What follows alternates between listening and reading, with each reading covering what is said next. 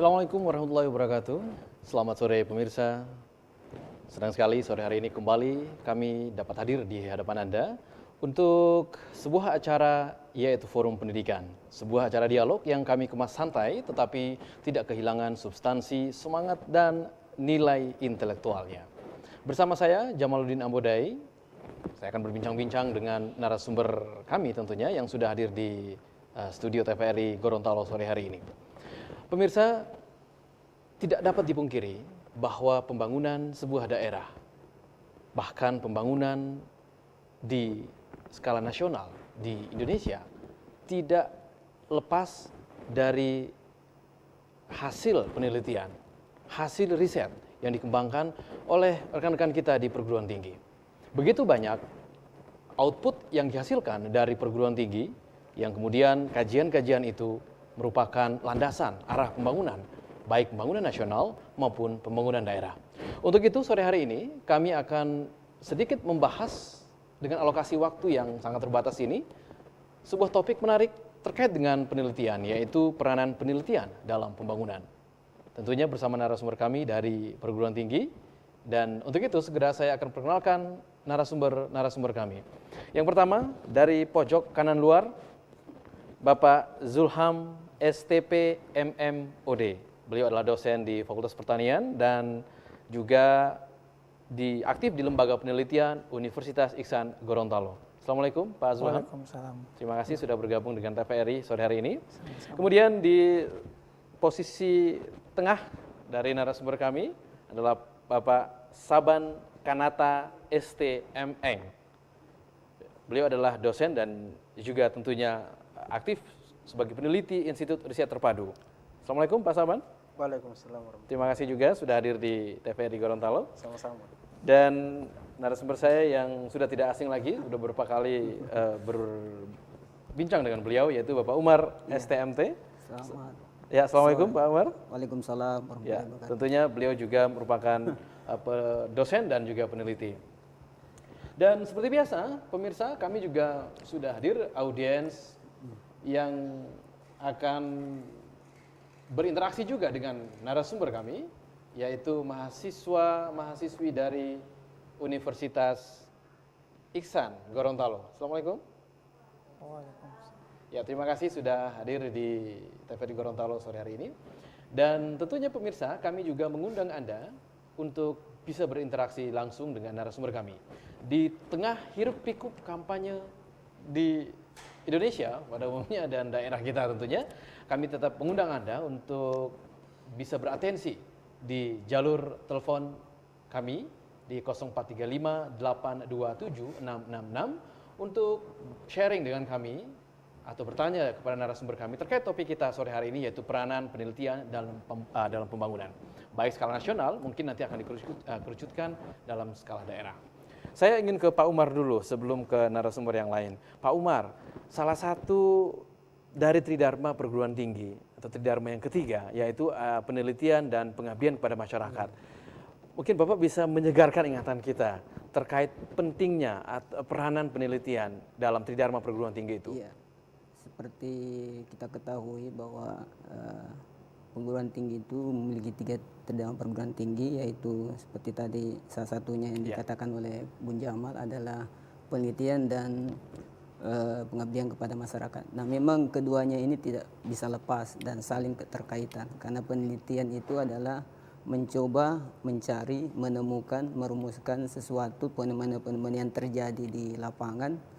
Nah, pengabdian kepada masyarakat adalah implementasi dari penelitian itu. Seperti apa nantinya di lapangan dan apa kelebihan dan kekurangan daripada hasil-hasil penelitian yang telah dilakukan oleh para peneliti. Jadi seperti itu Bun Jamal. Baik, saya ke Pak Saban. Pak Saban, penelitian banyak sekali hasil dari penelitian itu. Mungkin Pak Saban bisa mengelaborasi sedikit, kira-kira penelitian seperti apa atau produk seperti apa yang sudah dihasilkan dari sebuah penelitian. Oke, terima kasih. Sebenarnya produk itu muncul akibat daripada keterpaduan berbagai riset yang ada. Jadi produk itu tidak muncul dari hanya satu penelitian. Jadi gabungan beberapa penelitian yang saling terkait, saling bersinergi, Ya. menghasilkan suatu produk. Mhm. Jadi produk-produk ini sebenarnya yang berkelangsungan ya, Ya. penelitian-penelitian berkelangsungan itu sangat bagus. Oke. Contohnya misalnya kalau kita dulu tidak pernah istilahnya memimpikan bahwa energi matahari itu bisa menjadi suatu dimanfaatkan. potensi yang sangat besar dalam energi listrik. Ya. Tapi berkat dari peneliti-peneliti yang sebelum-sebelumnya, akhirnya kita bisa merasakan beberapa manfaatnya sampai sekarang sehingga tercipta suatu namanya energi listrik. Ya. Akhirnya bermanfaat bagi masyarakat. Oke. Nah, saya Seperti kira itu contohnya, Iya, contoh contohnya praktisnya, praktisnya. ya. Kalau ke Pak Zulham, penelitian yang dilakukan, saya mau mulai agak sedikit spesifik ini. Kalau sebagai peneliti di Universitas Lembaga Penelitian Universitas Iksan, sebenarnya apakah ada penelitian-penelitian utama, ataukah ada penelitian-penelitian yang dijadikan semacam main research yang dilakukan oleh Unisan?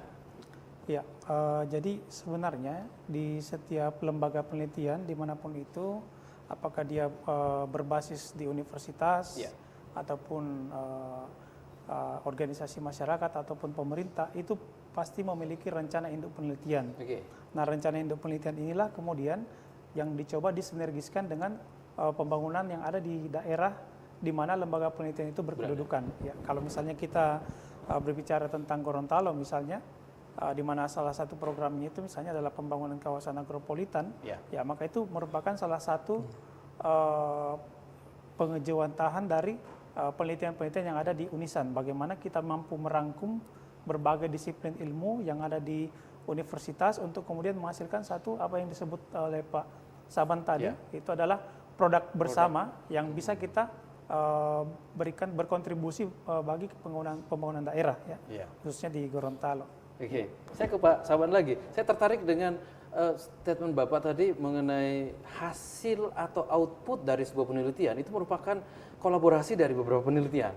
Nah, apakah kolaborasi ini tetap dalam satu wadah lembaga penelitian atau bisa juga berasal dari beberapa lembaga penelitian? Oke, terima kasih.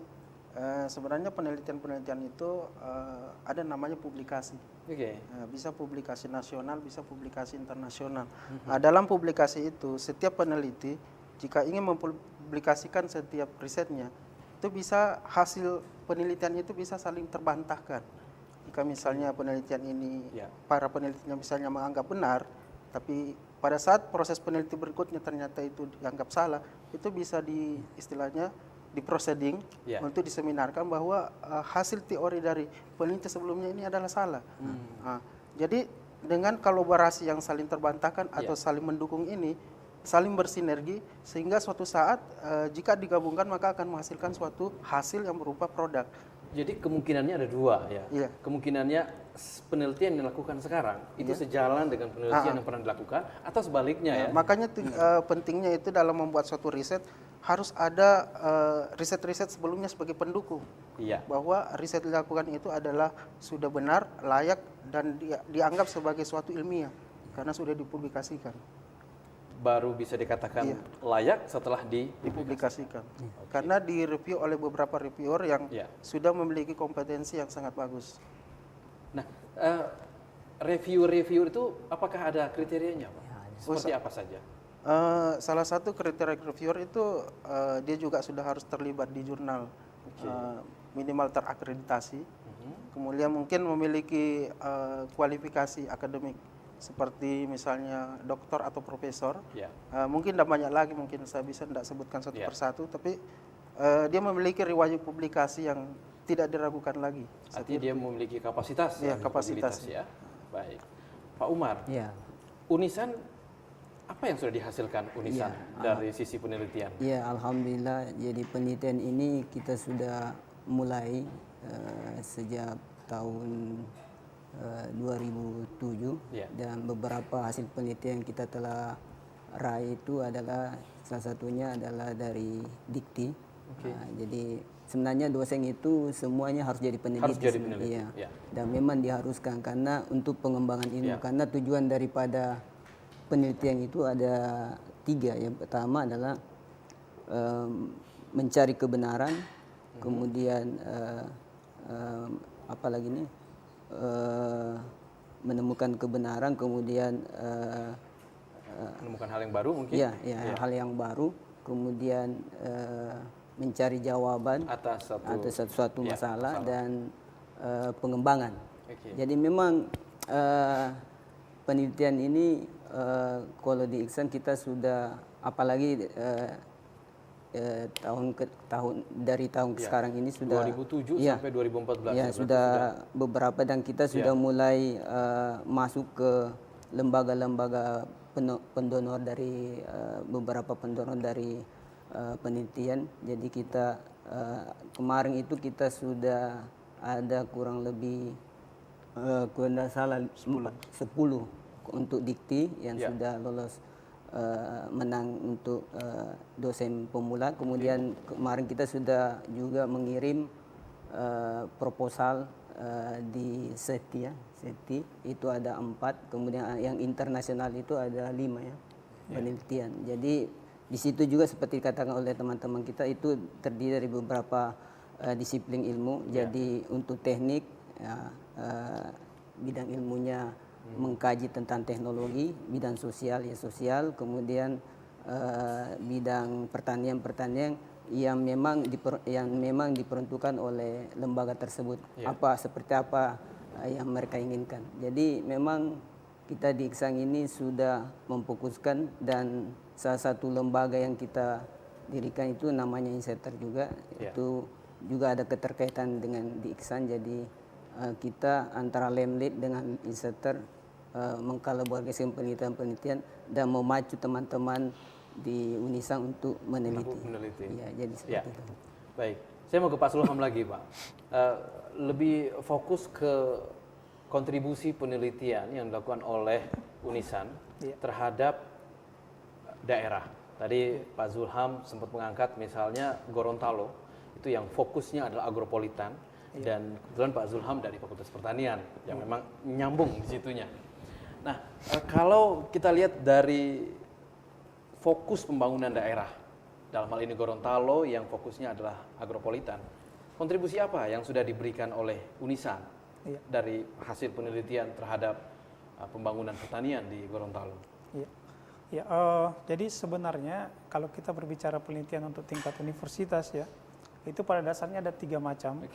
Yang pertama itu penelitian yang dilakukan oleh mahasiswa, kemudian yang kedua penelitian yang dilakukan oleh dosen, dan ketiga yang penelitian dilakukan oleh lembaga penelitian itu sendiri yang merupakan gabungan dari beberapa dosen peneliti ya.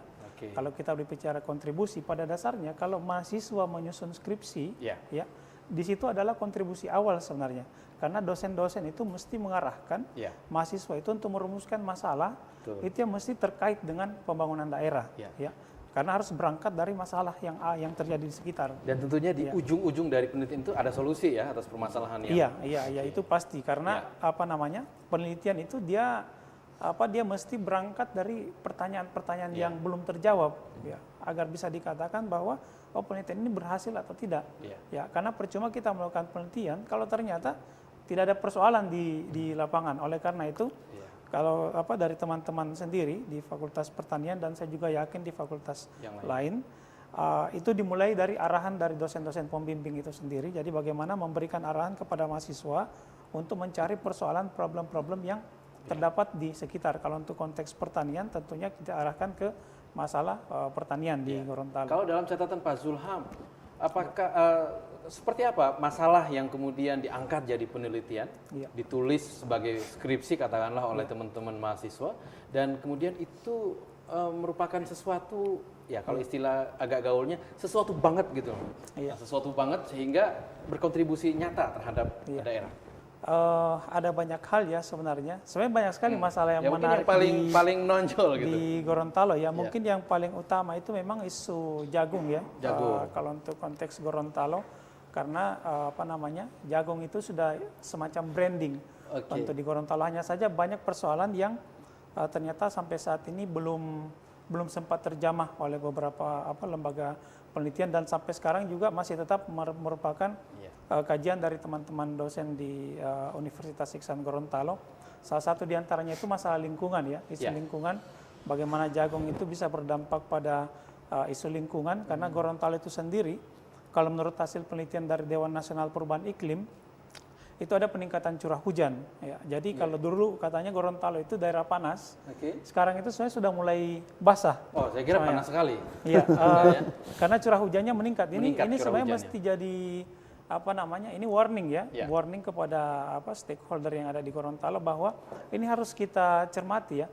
Apakah pembangunan pertanian, misalnya jagung, itu bisa berdampak tidak bagi lingkungan? Misalnya kalau kita taruhlah kita jalan dari sini ke Marisa misalnya, itu banyak sekali masyarakat yang menanam jagung itu di lereng-lereng yang tingkat kecuraman yang sangat tinggi ya. Dan itu sangat berpotensi. Itu sangat berpotensi untuk mengakibatkan longsor sebenarnya, karena jagung itu memiliki indeks akar yang dangkal dibandingkan pohon-pohon kayu di dalam memegang tanah ya. Itu salah satu yang menurut saya cukup menarik untuk kemudian dikaji ke depannya baik oleh universitas, lembaga penelitian di pemerintah maupun di organisasi masyarakat seperti di Insetter itu. Ya, baik, itu dari sisi pertanian. Dan saya kira banyak hal selain pertanian yang perlu dikembangkan dan dilakukan penelitian. Mungkin salah satunya adalah masalah energi. Dan energi itu juga sangat penting. Nanti saya akan kalau menurut Pak Saban, apakah penelitian dalam bidang energi ini juga perlu diangkat selain pertanian nanti? Jawabannya nanti Pak. Saya akan kembali dengan narasumber saya bertiga yang sudah siap dengan jawaban-jawabannya setelah pesan-pesan berikut ini.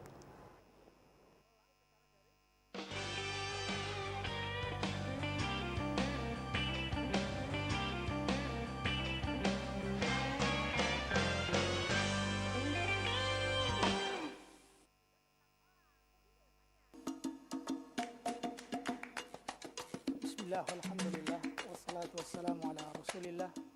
Sempatkanlah diri Anda untuk memperbaharui pengetahuan tentang keislaman Anda. Al-malu wal banuna zinatul hayatid dunya. Sejenak mendengar dakwah Islam dari ulama-ulama yang bersahaja. Sebab dalam membangun sebuah rumah tangga tidak cukup dengan Tiap cinta Kamis dan pukul pekerjaan. 16 waktu Indonesia Tengah. Hanya di TVRI Gorontalo. Selamat malam pemirsa TVRI Gorontalo dimanapun Anda berada. Kita berjumpa dalam Pelangi Musik TVRI Gorontalo Edisi. Halo, Pelangi Musik TVRI Gorontalo. Pecinta. Kamu dengerin musiknya lewat TV ya? Anggur merah di genggamanku, dekat sudah membasahi baju.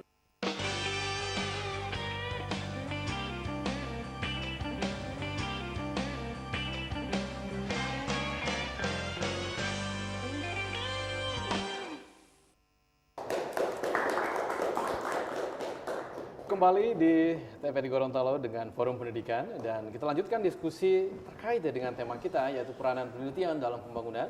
Dan tentunya kita lanjutkan diskusi kita terkait dengan tema yang sudah kita bahas dari awal tadi. Sebelum break tadi saya sempat menanyakan kepada Pak Saban mengenai salah satu potensi yang patut dikaji lebih dalam, yaitu terkait energi. Seperti apa Pak sebenarnya energi yang katakanlah dapat menjadi potensi untuk dikaji lebih jauh di Gorontalo ini, Pak? Oke, terima kasih. Sebelumnya saya juga pernah terlibat dalam penyusunan blueprint energi yang dilakukan oleh Bapeda Provinsi Gorontalo. Di sana kita memetakan energi-energi apa yang kira berpotensi untuk di Gorontalo. Dan tujuannya adalah untuk memacu investor yang dari luar negeri. Di saat mereka ingin melihat potensi-potensi yang ada di Gorontalo, mereka sudah ada bahan untuk kita berikan. Nah, terkait dengan energi, sekarang ada isu strategis yang ada di dunia, bukan cuma di Indonesia. Itu isunya adalah semakin langkanya energi fosil. Energi fosil itu energi yang tidak dapat diperbaharui, seperti misalnya bensin, solar, dan lain-lain. Sekarang langkah pemerintah atau dari dunia itu menggalakkan nama istilah energi terbarukan. Energi terbarukan itu bisa diperbaharui. Dan potensinya berada hampir di seluruh bumi. seperti energi matahari kan, Ya. energi air, energi nuklir dan lain-lain. Kita kemarin melakukan riset itu terkait dengan adanya menuju desa mandiri yang merupakan salah satu dari instruksi dari Presiden. Ya. Itu bahwa penggalakan dari potensi energi terbarukan menuju mandiri energi. Nah, kemarin saya ambil studi kasus di Pahuato, Ya, Desa Torisiaje. Itu kita di sana melihat kira-kira potensi-potensi energi yang ada di lokal, kira-kira itu yang cocok diterapkan di sana apa? Ya. Karena walaupun misalnya di sana potensinya ada, tapi kalau tidak cocok kan tidak efektif juga. Betul. Nah, makanya kemarin kita di sana saya melakukan riset, kira-kira yang optimal seperti apa. Ya. Menggabungkan beberapa energi terbarukan di sana yang hibrid, cocoknya seperti apa. Nah, hasilnya ini nanti kita publikasikan. Oke. Oh, berarti sejauh ini belum, masih dalam proses. Masih dalam proses. Apa ancar-ancarnya apa, Pak? Arah yang dibidik itu apa sebenarnya? Arahnya itu supaya masyarakat atau daerah setempat tidak tergantung kepada PLN. Ya. Jadi dia istilahnya mandiri energi. Suatu saat jika energi ini sudah optimal atau sudah bisa dilakukan, maka dia bisa menjual energinya ke PLN. Jadi bisa menjadi wirausaha bagi masyarakat untuk mendapatkan insentif atau istilahnya berdampak pada ekonomi. Sumber energinya apa, Pak, yang di sana itu? Di sana cukup banyak, termasuk energi matahari, energi bioetanol dari Pak Sulham mungkin bisa, seperti kelapa, kemudian energi ombak, energi pasang surut juga ada. Jadi kemarin kita petakan kira-kira, skenario kan kira-kira yang cocok di sana diterapkan apa. Kita sekarang masih dalam riset, jadi kita... Tidak termasuk air, Pak? Ya, itu air, kan energi ombak, energi pasang surut tadi ya. Oke, itu bisa jadi alternatif energi alternatif. kita. Selain pertanian, energi, apalagi Pak Umar yang bisa dibidik ini oleh teman-teman Unisan ini? Strategisnya itu adalah tentang lingkungan. Lingkungan. Ya. Karena lingkungan sekarang ini kan sekarang semakin berkembang, ya. Terutama mengenai dampak perubahan iklim ya. Itu sekarang lagi banyak-banyaknya dari donatur luar negeri itu memberikan peluang kepada peneliti-peneliti untuk meneliti tentang dampak perubahan lingkungan berkaitan dengan masalah sosial, masalah teknologi. Jadi apa-apa yang berkaitan dengan isu lingkungan itu, memang masalah lingkungan ini sekarang semakin masuk kategori memprihatinkan. Ya, memprihatinkan karena ya itu tadi adanya beberapa kejadian-kejadian seperti longsor, kemudian permukaan air semakin meningkat sehingga hilangnya beberapa pulau-pulau dan daratan. Ini kan seperti di Jakarta kan sudah mulai setahun 1 senti ya. Iya.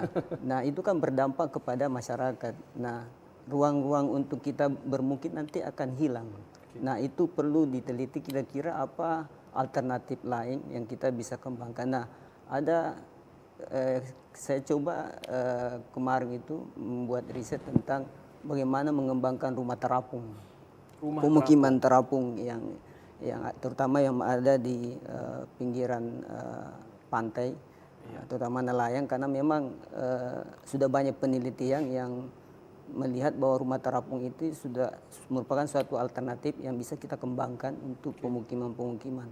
Karena memang dari segi tapi baru kita mengkaji lebih dalam, karena memang selain ada kelebihan dan kekurangannya, kita nanti akan melihat sejauh mana pengembangannya. Karena memang kalau kita lihat pemukiman-pemukiman yang di daerah pinggiran pantai itu memang agak jorok dan lain sebagainya.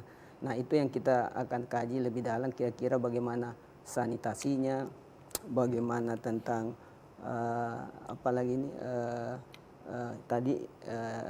energinya dan sebagainya. Akhirnya kita bisa mendapatkan solusi untuk mencari solusi bagaimana mengantisipasi pemukiman yang berada di sekitar perairan itu. Jadi kita tidak terlalu mengandalkan lagi daratan sebagai tempat bermukim. Berarti ini sudah antisipasi berpuluh-puluh tahun ke depan mungkin ya. Jadi seandainya kita kehilangan semakin banyak kehilangan daratan. Oke. Pak Zulham, kontribusi yang dilakukan atau diberikan oleh lembaga penelitian pasti ada. Baik untuk jurnal dan itu sebagai ilmu pengetahuan untuk seluruhnya, atau yang berkontribusi dan efek langsung terhadap pembangunan daerah. Nah, sekarang saya mau nanya nih, sekarang ada nggak dari pemerintah daerah itu berkontribusi terhadap penelitian yang dilakukan oleh Unisan selama ini sebagai bagian dari timbal balik itu? Ya, sebenarnya kalau kita berbicara kontribusi timbal balik itu kita berbicara kerjasama ya. Kerjasama. Okay. Kalau dari pihak lembaga penelitian atau dari universitas, kontribusi kita bisa berupa publikasi misalnya, atau yang paling lumrah itu yang kita berikan adalah rekomendasi. Ya. Karena hasil penelitian itu pasti memiliki rekomendasi. Betul. Apa yang bisa kita lakukan sehingga persoalan ini bisa kita atasi ya. Tapi saya rasa dari pihak dari daerah sendiri beberapa bulan lalu ya sempat ada undangan dari Dewan Riset Daerah yang mengundang kita untuk untuk mempresentasikan hasil penelitian kita, termasuk di Unisan. Itu kebetulan kita sempat berpartisipasi juga. Ya, dan saya rasa itu sangat penting ya, karena pada dasarnya pemerintah daerah itu kan merupakan bagian yang mengeksekusi di lapangan ya. Betul. Sementara kita dari pihak universitas, dari pihak peneliti itu memberikan data yang valid. Ini kan ibaratnya kalau pemerintah itu mereka masuk ke dalam hutan, itu kalau tidak ada data yang yang valid tentang apa isi hutannya, itu bisa tubruk sana tubruk sini ya. Jadi kegunaan dari penelitian itu adalah memberikan data informasi yang valid. Ya, sehingga sebagai modal awal untuk bergerak ya. Jadi sebenarnya kontribusi penelitian itu bukan memberikan kontribusi langsung, tapi justru dengan memberikan data yang valid sehingga program pembangunan itu berjalan lebih efektif, lebih baik ya, tepat sasaran. Iya, karena pada dasarnya program pembangunan itu kan adalah rekayasa ya. Untuk melakukan rekayasa dalam hal ini campur tangan manusia, mereka membutuhkan informasi penting sehingga tidak salah langkah ya. Inilah kontribusi dari pihak peneliti untuk memberikan informasi yang valid tersebut. Dan itulah yang merupakan bagian dari upaya atau kontribusi yang dilakukan oleh lembaga penelitian terhadap pembangunan secara keseluruhan. Iya, karena sebenarnya kalau secara totalitas ya total dari penelitian itu kita sendiri di Indonesia sebenarnya masih kurang ya. Kurang dana penelitian itu dari APBN itu sekitar 0,9%. Ya, sementara negara itu sudah di atas 1%. Jepang saja sampai 3% dari APBD. Padahal sebenarnya untuk implementasi pembangunan agar pembangunan itu bisa berhasil, kita membutuhkan banyak penelitian, banyak kerjasama dengan universitas segala macam agar bisa lebih efektif dan efisien. Baik. Ya. Saya setelah berdiskusi dan mendapatkan input yang luar biasa dari narasumber, saya juga ingin mengarahkan pandangan ke adik-adik kita, para mahasiswa ini, yang juga merupakan calon-calon peneliti, yang tentunya juga akan berkontribusi terhadap pembangunan nasional, khususnya pembangunan daerah di Gorontalo. Saya persilahkan untuk audiens yang ingin memberikan komentar, bertanya, atau juga ingin memberikan statement. Silakan. Silakan berdiri dan. Assalamualaikum warahmatullahi wabarakatuh. Waalaikumsalam warahmatullahi wabarakatuh. Berhubung saya sebagai mahasiswa STU. Ya. Dan apakah kami dapat dilibatkan dalam penelitian untuk mengembangkan suatu daerah? Ya. Sehingga bukan hanya kita penelitian kami tidak habis di meja ujian saja. Oke. Ya. Terima kasih. Baik, kita berikan tepuk tangan untuk penanya kita. Sebelum dijawab, saya persilakan satu lagi mungkin, biar sekalian dijawab. Pertanyaan tadi tidak hanya berakhir di meja ujian. Silakan. Baik, kalau belum ada, baik. Saya langsung ke Pak Umar dulu deh, Pak Umar. Jangan sampai hanya berakhir di meja. Memang mahasiswa ini memang sudah dari awal memang harus diarahkan untuk meneliti. Jadi memang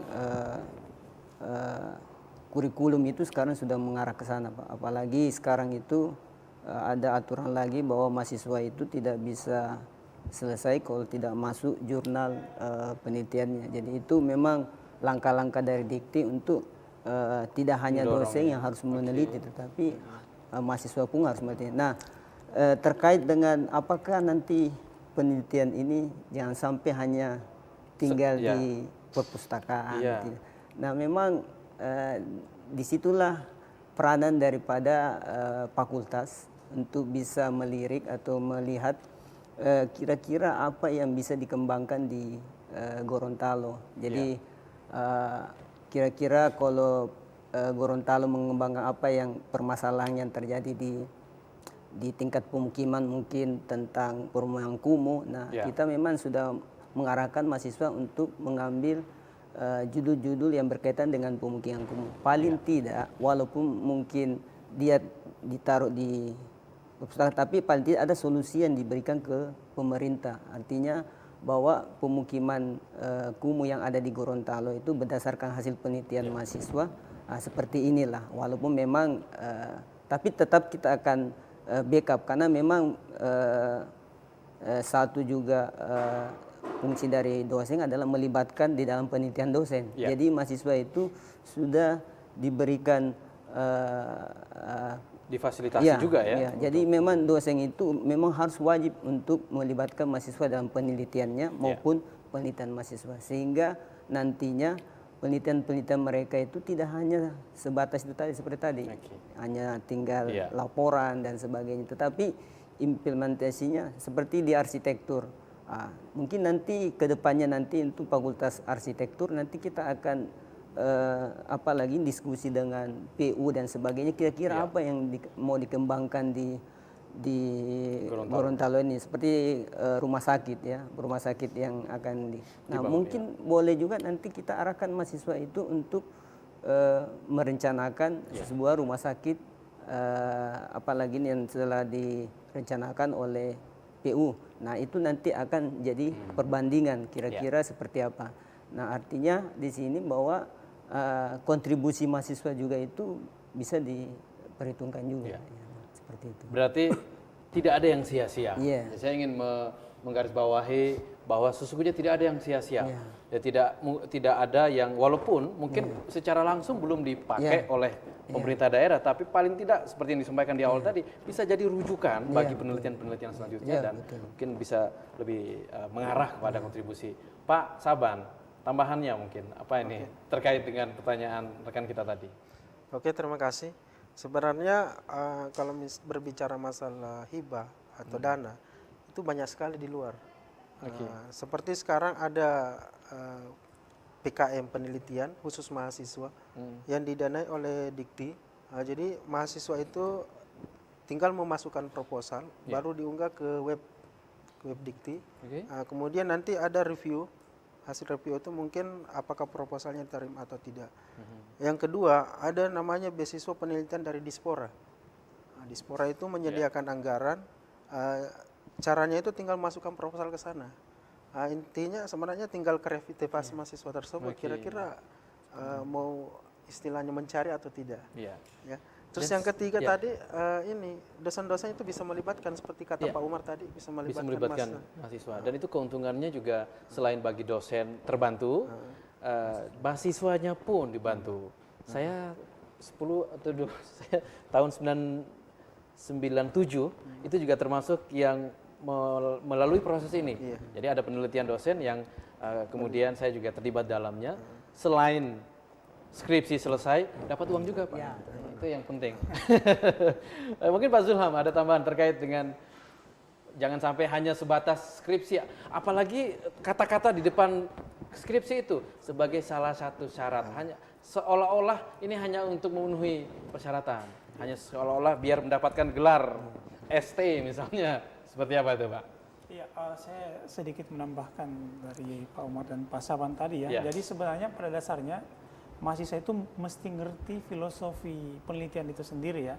Artinya ketika dia melakukan penelitian, pada dasarnya dia belajar dia belajar untuk profesionalitas mereka sendiri. Artinya ketika mereka suatu saat terjun di lapangan, mereka akan mudah menemukan persoalan, mudah merumuskan pertanyaan, mudah menemukan jawaban. Jadi skripsi itu memang sebaiknya tidak dilihat hanya sebagai syarat administratif saja ya. Tapi bekal untuk terjun ke dunia nyata. Karena itu yang diharapkan, idealnya itu yang diharapkan. Karena kita mengajak mahasiswa untuk menjadi generasi yang mampu merubah bangsa ya. Namanya juga mahasiswa itu kan agen perubahan ya. Jadi salah satu perannya ya dengan cara meningkatkan pengetahuan penelitiannya itu. Itulah mengapa sehingga kita lihat sekarang banyak alumni dari Fakultas Pertanian misalnya yang kerjanya di bank, kerjanya di instansi pemerintah, di kementerian-kementerian, di BPK dan sebagainya. Jadi bukan semata-mata bagaimana cara bercocok tanamnya yang dipakai, tapi bagaimana kemampuan analitikalnya ya yang ditonjolkan. Iya, pada dasarnya memang seperti itu. Karena di pertanian sendiri itu ada berbagai jurusan, salah satunya itu adalah sosial ekonomi pertanian ya. Ada belajar ekonomi pertanian juga di dalam, makanya untuk alumninya ketika ada yang kerja di bank itu sebenarnya masih dalam cakupan disiplinnya ya. Jadi tapi sebenarnya kita harapkan memang ya sebenarnya kalau kita berbicara ekspektasi ya, harapan kita itu adalah kita mampu berkontribusi pada bidang sesuai dengan bidangnya masing-masing karena kita juga itu membuat sebuah perencanaan itu harus mengacu apa sih kebutuhan daerah pada saat ini. Mereka membutuhkan alumni seperti apa. Ya. Tapi kemudian apakah dia terserap di dunia kerja atau tidak, memang itu mesti harus kita coba tingkatkan lagi ya. Karena dan mungkin bisa dilakukan penelitian lagi terhadap ini. Baik Pak Zulham, 1 menit kesimpulan dari Pak Zulham. Ya, saya rasa itu ya bahwa penelitian itu sangat penting ya di dalam pembangunan itu karena oleh karena itu kolaborasi antara lembaga penelitian, kemudian juga lembaga pemerintah, instansi pemerintah, dan juga organisasi sosial itu sangat penting untuk kita bisa wujudkan bersama. Baik, terima kasih Pak Zulham. Pak Saban, 1 menit kesimpulan dari Pak Saban. Oke, terima kasih. Jadi intinya sebenarnya banyak sunnatullah yang tersebar di bumi ini yang belum diketahui oleh manusia. Tugasnya manusia hanya menduga-duga. Untuk menjawab persoalan ini maka diperlukan suatu riset atau penelitian. Saya kira itu. Terima kasih. Terima kasih Pak Umar. Iya.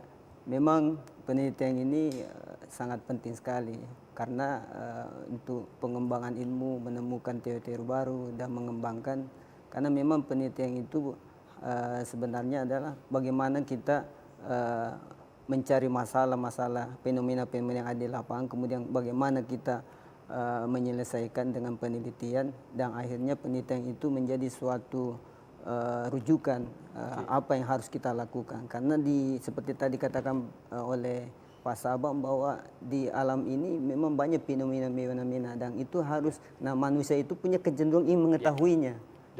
Dan itu yang bisa menjawab adalah penelitian. Baik, terima kasih. Kata-kata kunci yang luar biasa dari 3 narasumber kami. Sekali lagi terima kasih Pak Zulham, Pak Saban, dan Pak Umar.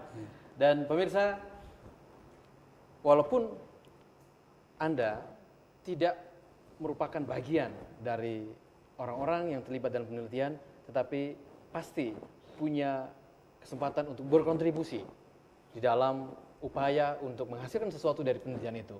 Misalnya menjadi seorang responden yang baik ketika para peneliti ini berkunjung ke tempat Anda. Itu salah satu kontribusi yang bisa Anda berikan, dan hasil diskusi ini pun mudah-mudahan bisa menjadi kontribusi bagi perkembangan penelitian di masa yang akan datang. Demikian Forum Pendidikan sore hari ini. Terima kasih atas perhatian Anda, atas nama seluruh kru yang bertugas sore hari ini. Sekali lagi saya mengucapkan terima kasih. Jumpa lagi di Forum Pendidikan minggu depan. Assalamualaikum warahmatullahi wabarakatuh. Waalaikumsalam.